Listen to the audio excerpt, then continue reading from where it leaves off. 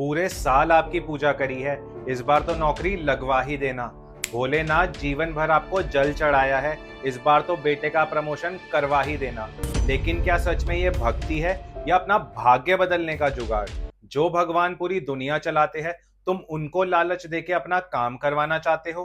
101 का प्रसाद चढ़ा रहा हूँ, मुझे प्रमोशन दिलवा देना। इस बार 501 का प्रसाद चढ़ाने आया हूँ, मुझे प्रमोशन के साथ अच्छे पैसे भी दिलवा देना। इस बार 1100 का प्रसाद चढ़ा रहा हूँ, मुझे वर्क फ्रॉम होम भी चाहिए। लोगों ने भगवान को डिलीवरी एजेंट समझ रखा है। अगर उनके दिए हुए चढ़ावे की इंस्टेंट डिलीवरी नहीं हुई तो रेटिंग 1 स्टार। भक्ति का मतलब सिर्फ भगवान से मांगना नहीं होता, अपने कर्म और मन को भगवान के प्रति समर्पित करना ही भक्ति का असली अर्थ है। तो आज की वीडियो में हम बात करेंगे लोग अपना भाग्य बदलने के चक्कर में क्या क्या गलतियां करते हैं और शास्त्रों के हिसाब से सही अप्रोच क्या होनी चाहिए। भाग्य तो अपना हर कोई बदलना चाहता है, कोई तांत्रिक के पास जाके, कोई एस्ट्रोलॉजर के पास जाके। और आजकल तो मार्केट में नए नए इंस्टीट्यूट्स आ गए हैं जो एक नींबू मिर्ची में आपका भाग्य बदल देंगे। तेज पत्ते पे पैसे लिख दो, उतने ही पैसे आपके पास आ जाएंगे। किसी से वॉलेट गिफ्ट करवा लो, कभी खाली नहीं होगा।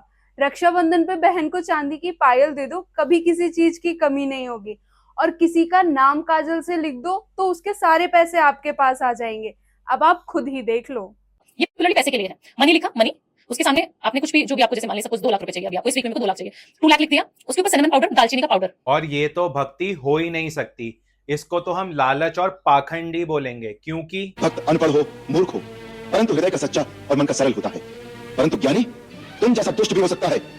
भाग्य तो अपना हर कोई बदलना चाहता है, लेकिन पाखंडियों के पास जाके सिर्फ पैसा और टाइम ही खराब होता है। सिर्फ भक्ति ही ऐसी है जो आपका भाग्य बदल सकती है। लेकिन भक्ति का मतलब मंदिर जाना, धूप बत्ती जलाना या व्हाट्सएप पर भगवान के स्टेटस लगाना तो बिल्कुल नहीं है। भक्ति का असली मतलब है भगवान की सेवा करना, उनको सरेंडर करना, वो भी 100% सरेंडर, अपने मन, कर्म और फल का। भक्ति तो रावण ने भी करी थी, और जब उसे उसका फल पाने का मौका मिला तो उसने अपने आराध्य को ना चुनकर उनसे उन्हीं की लंका मांग ली। और अंत में उसको क्या मिला? पूरे राक्षस कुल का विनाश। ऐसे ही हम लोग भी सोचते हैं, गाड़ी मिल गई, पैसा आ गया, नई नौकरी लग गई और इंस्टाग्राम पे फॉलोअर्स बढ़ गए तो हम भाग्यशाली है। लेकिन पैसा होना और भाग्यशाली होना दोनों अलग अलग चीजें हैं।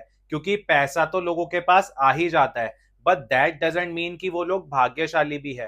पैसा हमें एक टाइम तक ही सुख दे सकता है, क्योंकि जब हमारे पास पैसा है तब हम सुखी, और जब पैसा नहीं है तब हम दुखी। पर असल में भाग्यशाली वो है जिसके पास भगवान का नाम है, उनका प्रेम है और उनकी भक्ति है।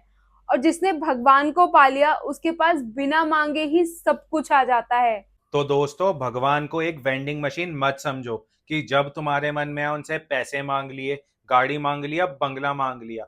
अगर मांगना ही है तो कुछ ऐसा मांगो जिसे मांगने के बाद कुछ मांगने की इच्छा बचे ही ना। मतलब भगवान से भगवान को मांग लो ना।